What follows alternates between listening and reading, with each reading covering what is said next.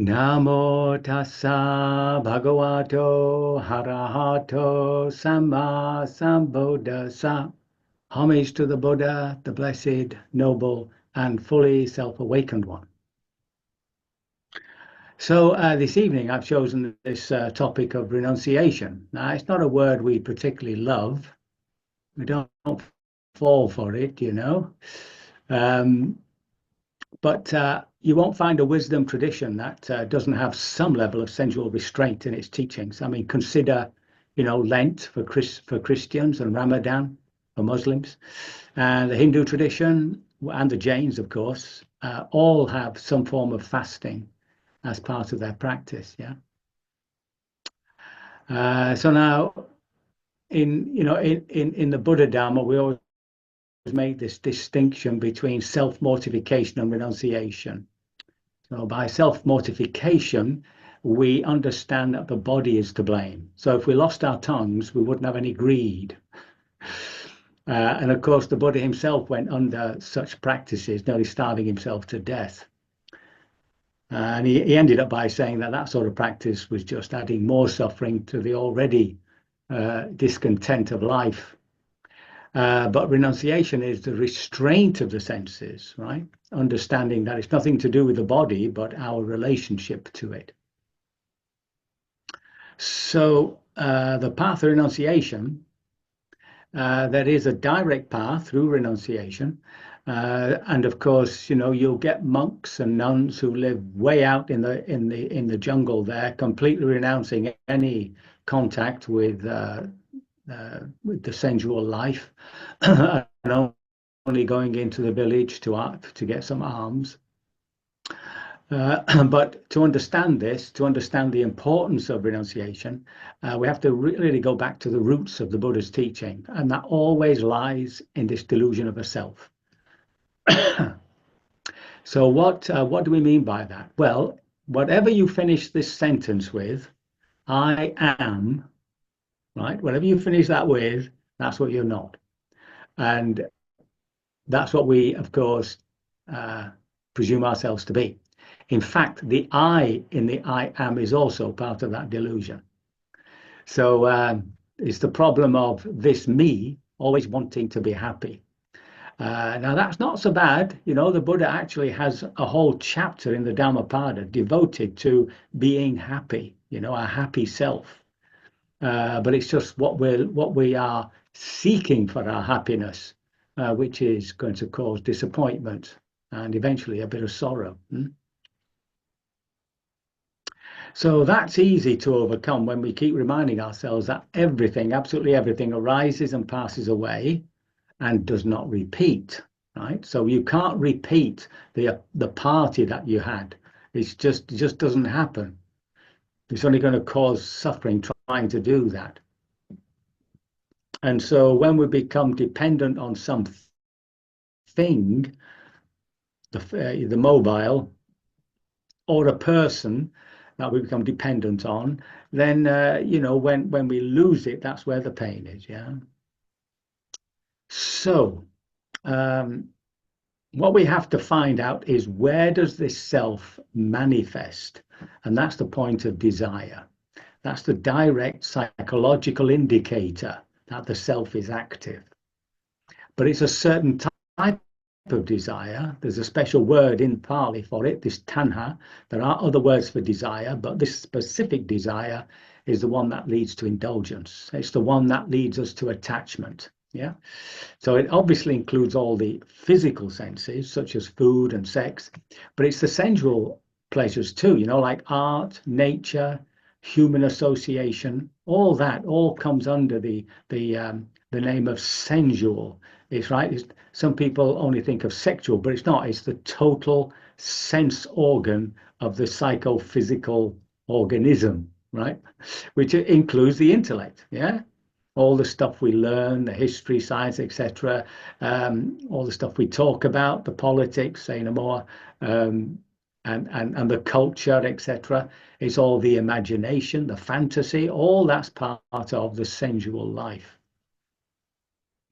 And of course the pleasures and joys we get from work. Yeah.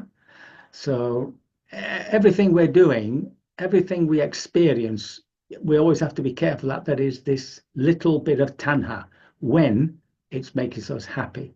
And even in the practice, when we enter into beautiful states of mind, a bit of peacefulness, a bit of joy, and those concentration exercises that some of you might practice, the absorptions, you become attached to them. Yeah. So all this would be perfectly lovely except for the clinging. So that's why we're practicing renunciation, right? It's a way of letting go of our cravings, no matter how small they are. So the importance of Nikkama is found in the Eightfold Noble Path. So the first, of course, is right understanding, which is exactly what we're trying to do here. And the second one is to do with right intentions. Sometimes it's translated as right thoughts, but intentions, I think, captures it better because it's the intentions that create the attitudes that then manifest in speech, in action, and in our livelihoods. So what are these right intentions? Well, the first one is renunciation. The second one is non-ill will. And the third one is harmlessness. So how do we put this teaching into practice? Well, we can start little, you know. It's getting used to letting go of things. I mean, those of you who've been on retreats, you know all about this really, but it's good just to remind ourselves that we ought to do it as a little daily practice also. So for instance, if you find yourself snacking and grazing throughout the day, you know, at particular times, say TV in the evening, you know, and you recognize it as unhealthy, yeah, so you make a decision, stop it, I'm going to stop it, you see. But then you have to remind yourself, you have to bear the discomfort. So every time the word toast comes to mind, you see, or biscuit, yeah, whatever comes to mind, the alarm bell should go off, yeah. Then we repeat the reasons to ourselves why we're not going to, you know, fall for it. We're going to renounce it and then reaffirm that determination. Yeah. Now, surprisingly, these desires begin to really loosen up after 2 or 3 days, and they go, and we regain our agency, right? We gain back our control over our appetites. I mean, that's what we're heading for. You know, because generally speaking, we're enslaved to these things. You know, as soon as they come up as demands, and they become as needs. Well, they're not needs, are they? But even so, even when we've got through that discomfort and now we feel we've got our agency back, you always have to be careful. That little demon of the self, you know, the demon of desire. It's only lying low. If we're not careful, we'll soon become an obedient servant again. So we have to remind ourselves not until the delusive self has been completely extinguished will such unskillful desires cease. You know? So now here we might make a little distinction between boredom and disinterest. Right? So remember that desires are excited by stimuli and they lose their intensity over time. So that's when we get bored with something, right? And taking food, for instance, as our little object here, so it's the same, you can't keep eating the same biscuit, you've got to look for something else. We need variety. But given enough time, however, we go back to our favorite biscuit. See, that's how boredom works. He gets fed up with something, we seek something else, and then we remember, oh, wait a minute, what about my favorite biscuit? And then you're back to that. Disinterest is something different. It's a spiritual quality. It is exactly that. We lose interest in something. So we no longer care about biscuits or what biscuits we have, or even if there are any. Yeah. Yet there's still the enjoyment of biscuit if it comes our way. So to quote an ancient Zen master, when asked to explain Buddha Dhamma, his reply was, no preference. No preference. That's where we're aiming, right? We're aiming to a point where we're not sticking onto anything. At a mental level, it's views and opinions, you know. It's the same sort of attitude that we apply, sort of renouncing this I'm right and everybody else is wrong, or almost wrong, or not as right as I am.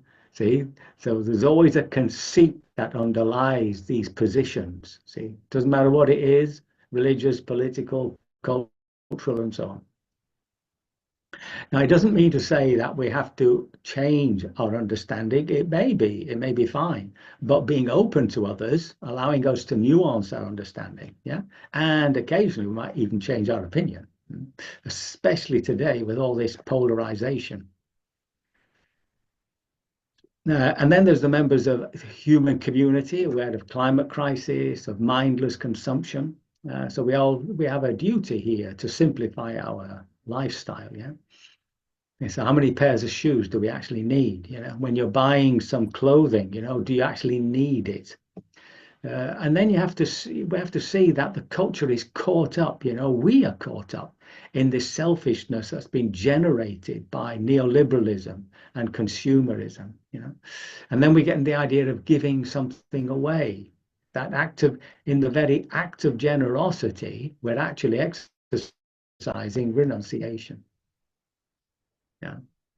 And of course, it makes living a little lighter. When it comes to personal relationships, you see, we possess other people. So it manifests as control. We manipulate. We use anger, threats of abandonment, spiteful action. Yeah, we hold grudges and nurse them. We offer presents and promises to entice them.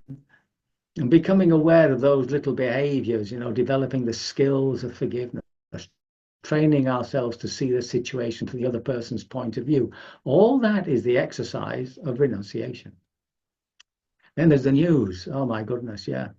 Um, you know, trailing through the news every morning, every evening, during the day, you know, always onto it, finding out what's happened next, with this constant daily messaging of war, Trumpian shocks, injustice, and so on. So it's no wonder that we can build up a sense of hopelessness, disempowerment. Now, we can undermine this by method, of course, but sometimes the best policy is just to stop listening, you know, to limit the input. During my first 12 years as a monastic, I took very little interest in world affairs. You know, for long times I was quite secluded. And it took a while when I got back into ordinary daily life here to find out what was happening, but I never felt I'd lost anything. The Buddha, in the discourse on developing metta, which we read at the end, again advises us not to be too busy. So again, it's about decluttering our lives, how are we spending our time? What are we spending it on? Social media, doing things, always having to do something, you know, trying to get back to just being every so often, being and doing. Do we find ourselves in a sense of rush, of anxiety, even a sense of occasional overwhelm? See, then you have to prioritize, right? You have to let go of some engagements. And of course, when we do that, we find ourselves being more relaxed and we meditate better and become more aware of this underlying turbulence in our hearts, which is often fueling the overactivity. So it's allowing that to exhaust itself and bring a sort of greater sense of calmness. And it really is a wise thing to constantly remind ourselves that tranquility, calmness, tranquility is a factor of enlightenment, a factor of awakening.